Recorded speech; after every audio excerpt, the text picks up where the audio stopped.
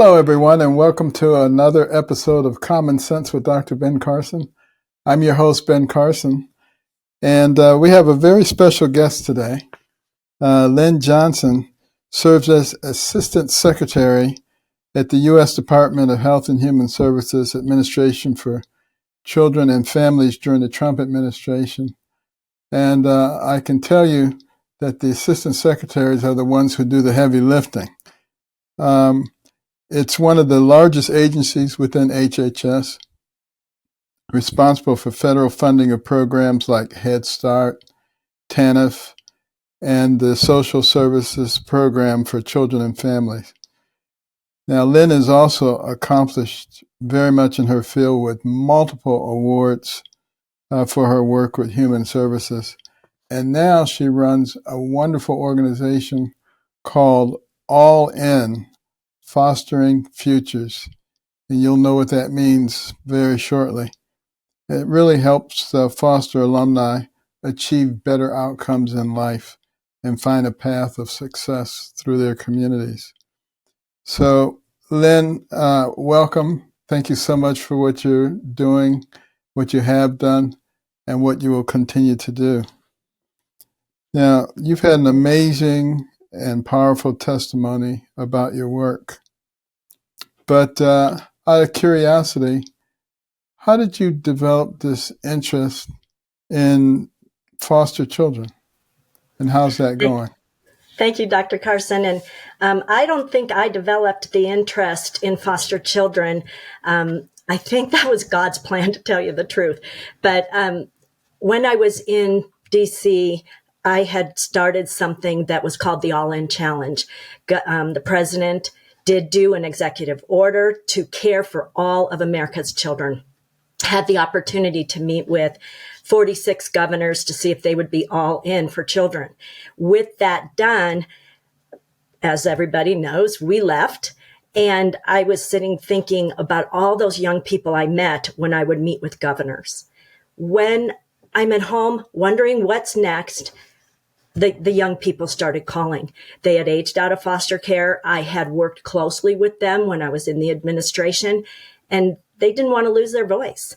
So they started coming to my house, and 4 or 5 of them, 6 of them, 7 of them, and it's grown to over 140 young people who have aged out of foster care, who want to do well, want to know how to parent, want to know how to be godly men, godly women, and how to make a difference.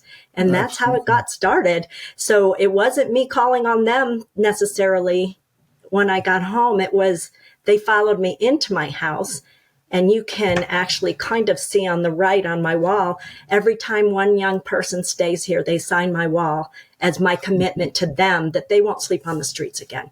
So it's been an interesting journey since our administration ended.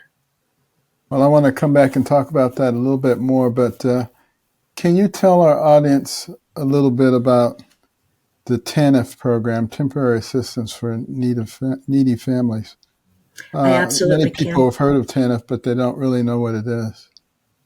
And TANF was part of a welfare reform that started quite a while ago, where we changed the child welfare concept, where give AFDC, the Aid to Families with Dependent Children, give individuals a check. And the accusation was that the more children they had, the more money they got. And there wasn't a requirement to work. When temporary assistance to needy families was passed under the Clinton administration, it was totally bipartisan. They had 4 principles of TANF. And one was that we help people work. And there's a 5-year limitation. And so you help people learn, train, be able to get a livable wage. The second piece was strengthening marriage and strengthening families and preventing the out-of-wedlock births, all the things that impact the success of a human being. And you've mentioned this in your book, The Success Sequence, helping people graduate from school, get married, and then have kids. TANF you can roll TANF right into that belief. And that's what Temporary Assistance to Needy Families is. It's a block grant. It goes to the states, and states have full authority to manage it according to the principles of TANF. Right. Now, you're a rather unique person in the sense that you've worked at the local level, the state level, and the federal level. What was it like for you working for the Trump administration? It was wonderful, although, as everyone knows, that there was a lot going on during that time. My agency was required to do, I had the Office of Refugee Resettlement, unaccompanied children. At that time, we thought was going to hit all-time levels. And I would visit shelters and see children. I would ask the White House to help us, whether it was child welfare.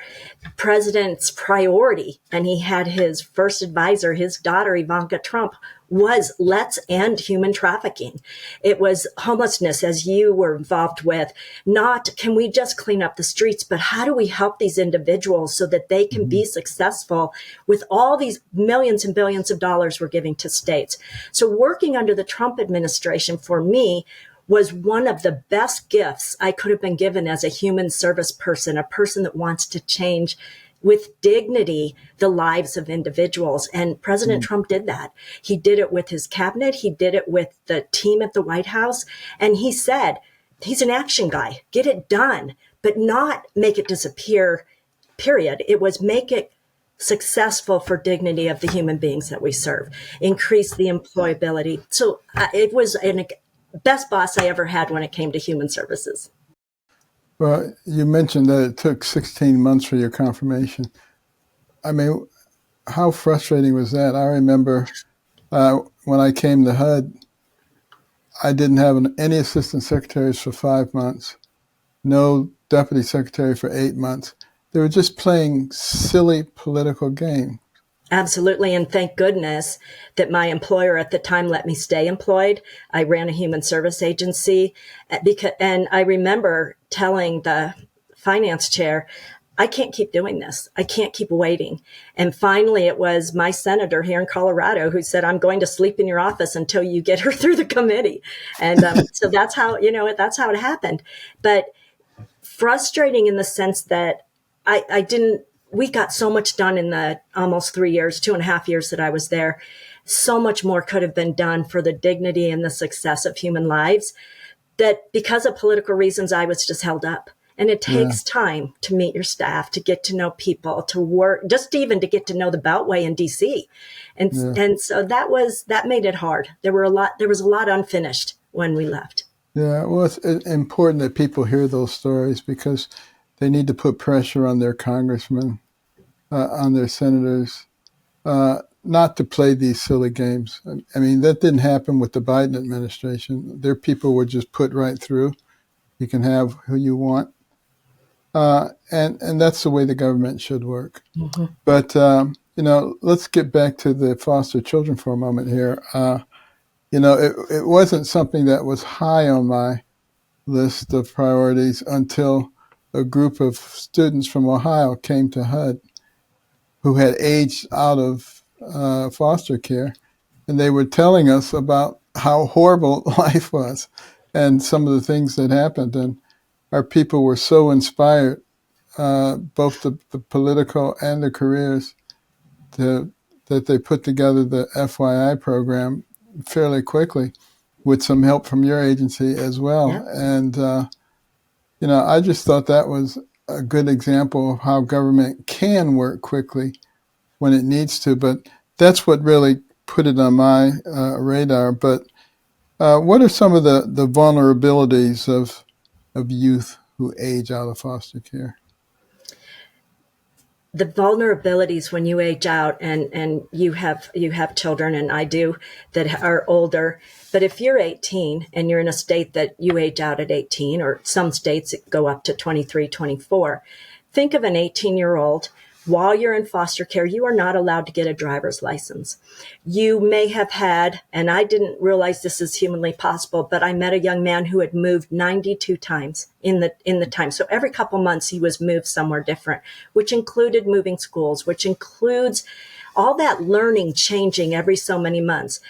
50 times, 30 times. So your educational level, less than 50% of young people in the foster care system graduate high school with a diploma. Many of the young people that leave at 18, so you can't drive, One young man said his caseworker met with him and said, you're done with the system, you're done with your foster home, and here's a list of homeless shelters. And I can't even imagine my 30-year-old being given that and saying, and good luck. And he has nowhere to turn. It would be really difficult to, when we think about these young people, the expectations that they succeed when they've had no two-parent role models throughout the majority of their growing up. They don't know how to drive. I have taught these young people, several of them, how to drive with my car. And I joke with them that they seem to find every pole that's out there. But then they learn to drive, because how do they get a job when they don't have a license? And what identification do they use when sometimes they don't have their birth certificates?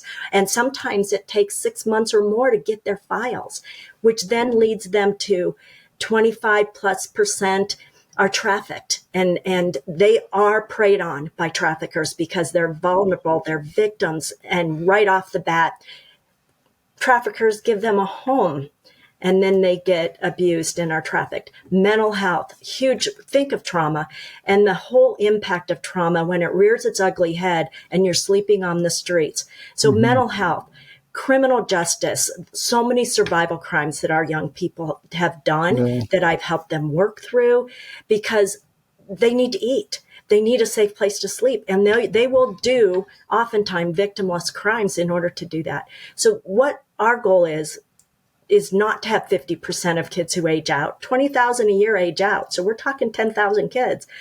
We don't want them to be the victims. We want them to be the survivors.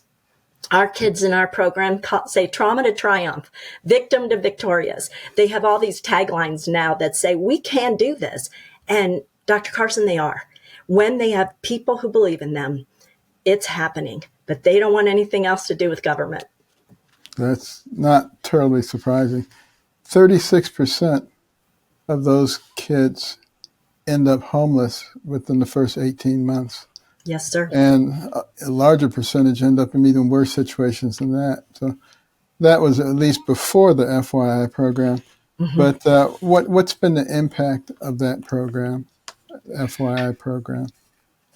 Most of my kids have used the FYI voucher. I call them kids. They are young adults, but I joke with them that I'm old, so I say kids. So the issue has been making sure that the states know how to do it. And so many of our young people who are alumni have become experts in FYI, so they can help other states, help other kids. And like I said, the majority of our young people who are getting housing are doing it through the FYI voucher. And that's really exciting because that wasn't there before we were there. Your administration was awesome. Your team, as we did bring in the alumni to talk, they listened. And I do think there's always improvements we can do in everything, but FYI has made a significant difference in this country for kids. Amen. Well, we really appreciate the work that you have done and the dedication that you have shown for this, made a big difference in so many lives.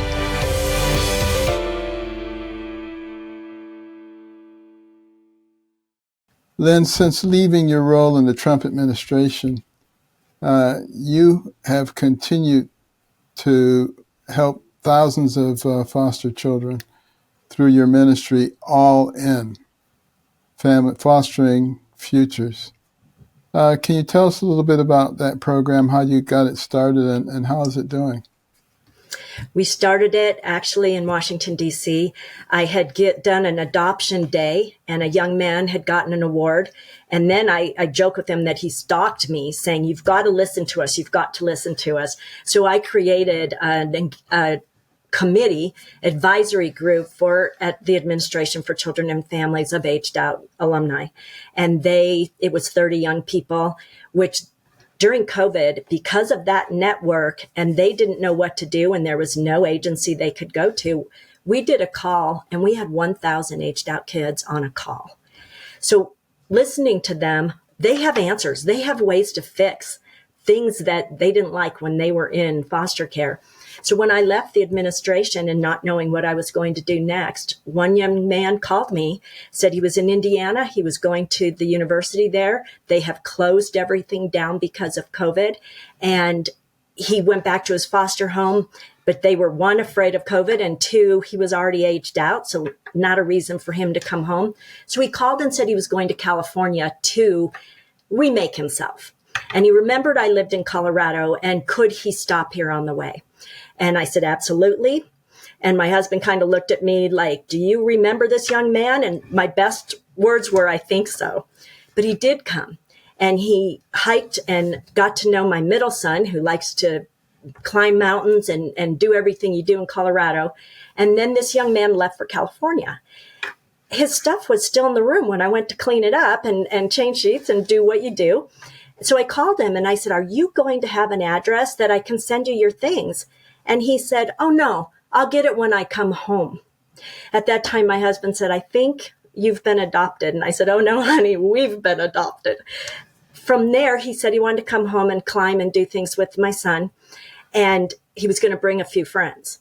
Next thing you know, another alumni from another state called and said, can I come? I heard you're going to have people come sleep over at your house. And I thought that's really odd, but yes, you can come. And the thing is, they don't do sleepovers when you're in foster care. The parent who you'd have to sleep over would have to do a background check if you slept at their house. And they rarely get vacations, because if a family goes on vacation, especially out of state, the individual foster child goes to a respite home. Rarely do they get to go with their foster family. So they called this a sleepover vacation. So next thing you know, I had 10, then it was 15, then it was 20. And I don't have a huge house, but we had air mattresses from wall to wall. 25 kids later, they did Colorado. They made a list of everything they've ever wanted to do on a vacation or a sleepover, and I made sure they got to do every one of them. Toward the end, a young man said, Lynn, would you do this like a men's thing? And I said, do I look like a guy? He said, seriously, Lynn, my dad went to prison for abusing us. I went into a white foster home with a single mom, and I don't know what a Black godly man looks like. And I really want to learn this. So time passed and I prayed on it and found the right ranch in Oklahoma to do a men's retreat. And we did that one. One kid called me, young man said, I don't want to go. I don't want to, but my friends are all going to this men's thing and I don't know whether I should go or not. He went, and I had never met him in person. And then he called me when he left that retreat and he's crying. And he said, you're not going to believe this. I now have 16 dads, 22 brothers, and Madam Secretary, I found God. And then I started crying. And so that was when I decided to do a nonprofit, and that we were onto something here and we were taking this forward. And so now we've done 5 retreats and we've had all these kids at my house that signed the wall. And now they are helping run All In and putting together, for the first time, we decided we probably need to fundraise. And so they're doing all of that and they're hitting the ground running. And it is so amazing to watch. That's what I was going to ask you next is have some of them come back and gotten involved. All of them. We, because if you're all in, we're not really a program. You're just all in to make a difference. And so some individuals love early childhood education. So they're all in for children in that role. If you're a teacher and you really want kids to read at 3rd grade level, or avoiding the risk behaviors in middle school, they're all in for those children. Where the passion lies is where you're all in. And so we don't just stop at foster kids. We stop at the whole culture could be changed if people were all in for America's kids. So we don't lose generations. You actually took a group to Israel too, didn't you? Yes, we did. With a group called Connections Homes in Georgia, we had 11 young people. They went to Israel. They were baptized in the Jordan River, right where John baptized Jesus. And they were on fire for Christ. It was super fun. But more important, I think with that visit, one, they also learned that America is a very tolerant country compared to some other places.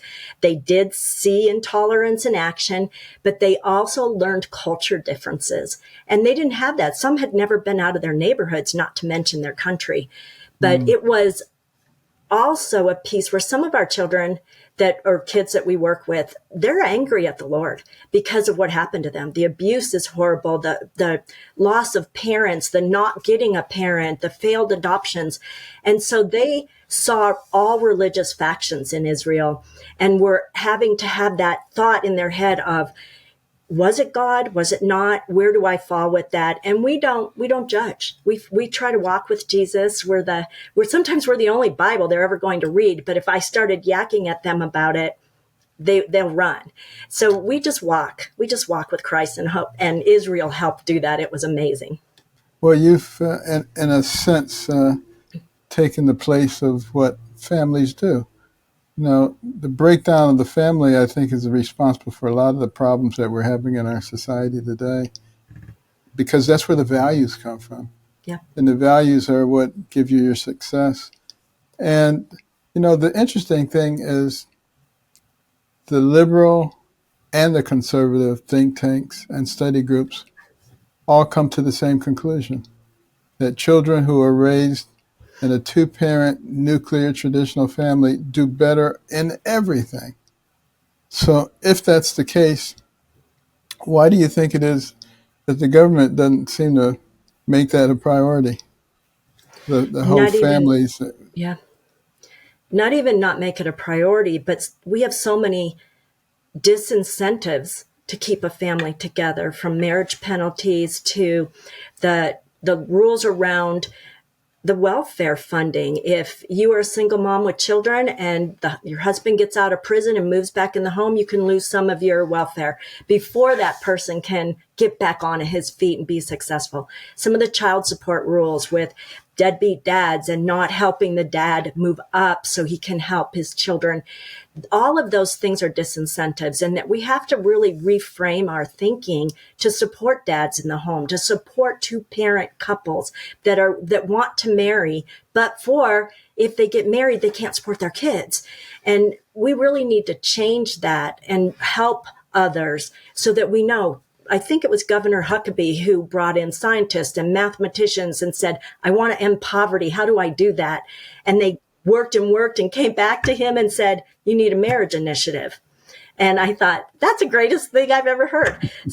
But it worked. It was mathematicians and scientists and others that said 2 incomes, committed parents, break cycles of poverty and make a difference. Now, there still are a lot of men who, for some reason, don't want to be involved or don't seem to get involved with their children. Is there something going on in our society that encourages them to abandon their children? I believe that there has been a significant impact on the success of boys in general from the time they are in early childhood education through universities. We see a decrease right now in boys not going to college, not graduating high school. Boys are told, if you go in the military, if you become a police officer, if you're an athlete, that's great. But all of the other things are kind of just, it's okay for men. For women, we have wrapped around them since the feminist movement started with everything we can to equal the playing field, so to speak. But I think on one hand, we equaled the playing field by pushing down the strength of our men. My son, who works at a church, he is working extremely hard on men's issues, on the crisis of boys, on how do we hold up our men. And the last piece of that I work and I really value is that men and women, when they don't get along and they separate, every social worker that's a female wraps around the mom and the kids. But what I saw, and we did this here in Colorado, was when you wrap around that dad and you use mediation to co-parent, those children are still better off with co-parenting than by separating. And I'm taking out abuse and domestic violence and those things that put children and moms at risk. But when you have two parents that can work and be friends around the kids and two incomes still supporting, you will see success. And I just think we have really, really crushed our boys in society in the last 10, 20 years. Well, it's interesting if you look at television, starting about 60 years ago, particularly on the sitcoms, the man was always the doofus who was causing all kind of problems, and the woman had to come in and solve the problem and keep the family going. And that's been going on for a long time. Men have been devalued to the sense that some of them probably feel that they're not really necessary. And it's a real significant problem. It was a big problem in the Black community initially. Now it has spread across all communities. And we're seeing the results of that in our nation. And one of the things I always tell people, about marriage, because, they have no fault divorce now and families are not forming. Women are not giving birth to children. We're down to 1.6 births per woman. It takes 2.1 just to maintain. I tell them, when you take two people from different environments, they get married, you put them under the same roof, there's going to be friction. It's like taking two pieces of sandpaper and rubbing them together, a lot of friction. But if you keep rubbing them together, pretty soon they get smooth. You just got to stay in there long enough and recognize once it becomes smooth, it's really nice for everybody.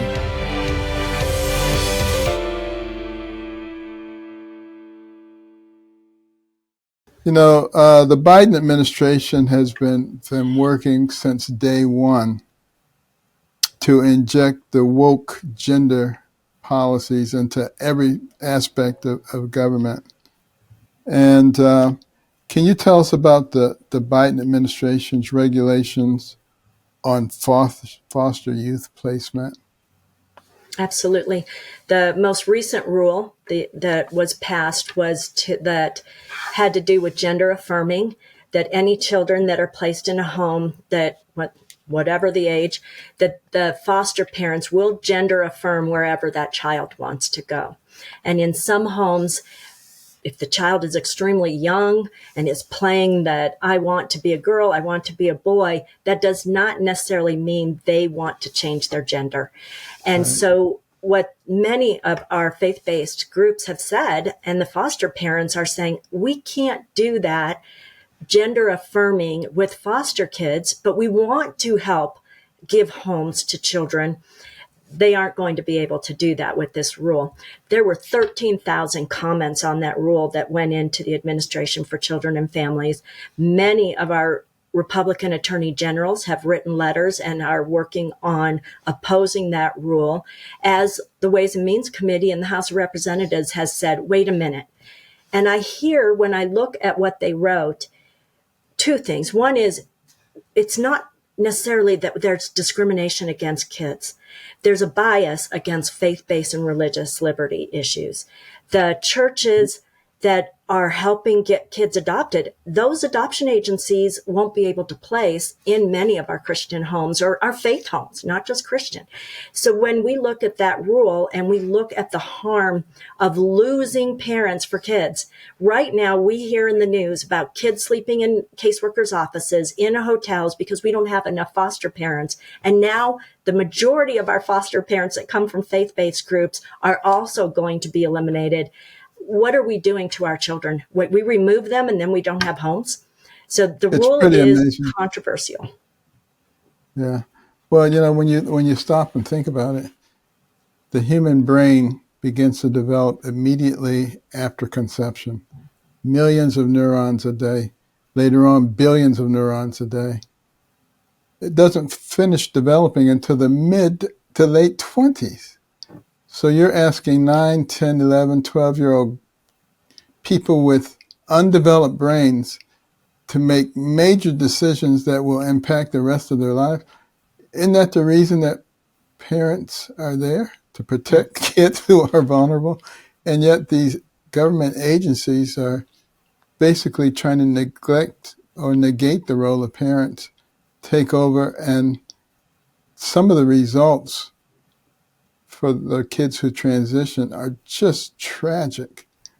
And, they wish they hadn't done it, but they've affected their bodies for the rest of their lives. And I think that's why, suicide and depression are so prevalent among that group. Do you think there's any hope that we can reverse some of the craziness that's going on? I think the woke political world has to turn over, and I don't know that they would change at this point the rule. I know they made some changes, but at this point, there is an attempt for equity for LGBTQ plus, which equity is fine, but changing and harming by eliminating our foster parents is not for equity. That's not the reason they're doing that. Now, we saw how the Biden woke policies have affected foster care. Are there other areas that you've dealt with that they have impacted as well with their progressive agenda? There's a huge effort to stop foster care altogether, child protection, in the name of keep kids with their parents, which, if at all possible, is a good thing. Keep kids with their parents. Don't have the system operating the way that it does. But when I ran this by many of the alumni I talked to, they said, if I had stayed with my mom or if I had stayed with my family, I might be dead today. And so I don't think we throw the baby out with the bathwater. It's an extreme thing to say we're going to get rid of our current system before we know the next steps and how to fix it. So as that's a movement that's getting traction, they have talked to Congress, and there's movement of let's get rid of these caseworkers. Let's get rid of the protection rules. 62% of kids who have entered the foster care system are entering because of consequences of poverty. And it's not poverty in itself. Again, I go back to, we just don't write a check, but it's mom has lost a job and now she's starting to panic. She's going to lose her house with her 3 kids or 4 kids or 1 child. And then she starts getting depressed. So then she starts taking some substances, and then she starts getting more depressed and she's on drugs and she can't find another job now. And our response oftentimes is we go in and say, well, let me take your kids because they're in a neglect situation, and we can wrap around. The mom would be the right thing, but the moms have to prove that they are able to get their kids back. And when you're on substances, depressed, have mental health, lost your home, possibly homeless, they're kind of starting from a really rough place. So when we don't do that wrap around the system and the community, I firmly believe that the issues around foster care, poverty, homelessness are not government's issues alone. It's a community response that will solve it. But when you start talking about eliminating systems that are the safety net for kids, that's troublesome. The other piece that I think is very concerning is the effort to stop the termination of parental rights guidelines in times. 24 to 48 months, a child's life, if you are only 6 years old, is the large majority of their life. And we're telling people that we should get rid of those timelines. That's what we're hearing. And that let's give them as long as it takes to get off their drugs, to quit committing crimes, to stay out of trouble. And I look at the children's eyes and think, oh my goodness, by the time something happens where they get some hope, they've been in that trauma. It's known as ACE scores. They have all these things that have happened to them. And the longer we keep them in traumatic situations, the harder it's going to be. You mentioned the brain development. Add on to brain development trauma, abuse, neglect, hunger, scarcity. And it's not your brain will be developed by 26. Sometimes it's not till 36 when you add all those things. And so those types of thinking, that type of thinking is scary to me because we're not putting our children's best interest first. We also have kids that are sitting in foster homes. They've been there 3 to 6, 7, 8 years. and they're being returned to their families or to other foster parents just on a whim because they might be better for someone new to start caring for them. Stability and attachment, we have the attachment science, matters for children. And these practices are harming our kids. As I said at the beginning, we're losing a generation for multiple reasons. And where states are legalizing multiple drugs, that's no longer considered a protective factor. So children are being kept in those homes. And that's scary to me. So those are all practices, not yet regulation or rules, but I fear that they may move forward. Well, I'm sure there are probably some people listening who are thinking about becoming foster parents, and then they see all these things that impact them, and they have traditional beliefs, and if they express those traditional beliefs, then they'll be denied. Mm-hmm. So they're thinking, well, do I have to be completely truthful? Maybe I can just shade the truth a little bit and help these children. What do you say to those parents? I don't think you have to do that. But I do agree that there is an element of stereotype that if you are a person of faith, you must hate LGBTQ plus, etc. And that's not the case. Of course because not. as a Christian myself and so many of your viewers, we love all people. It is not us to judge. And so we walk with the way Jesus did. And that does not mean just because I go to church that I am going to hate children who are struggling with gender, that I'm going to hate children who are looking for a place to fit in.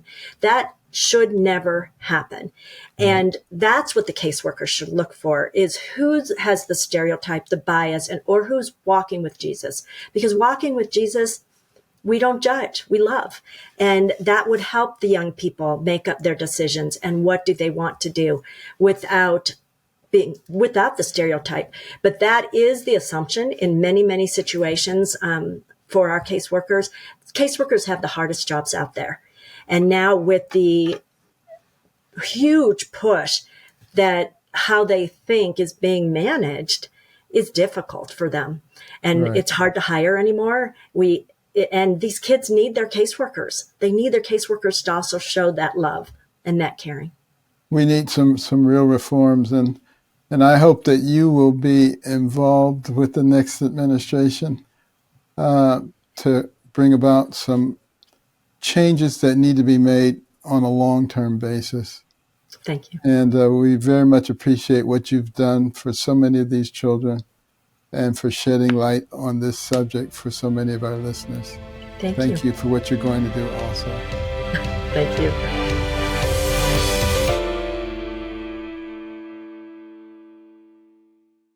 So I want to thank Lynn Johnson for coming on the show today and for her courage in supporting and fighting for foster children across our nation. Her faith is an example for all of us.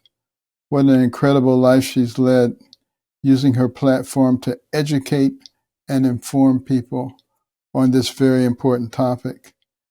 And for your common sense prescription today, I want you to think about the plight of all of those children.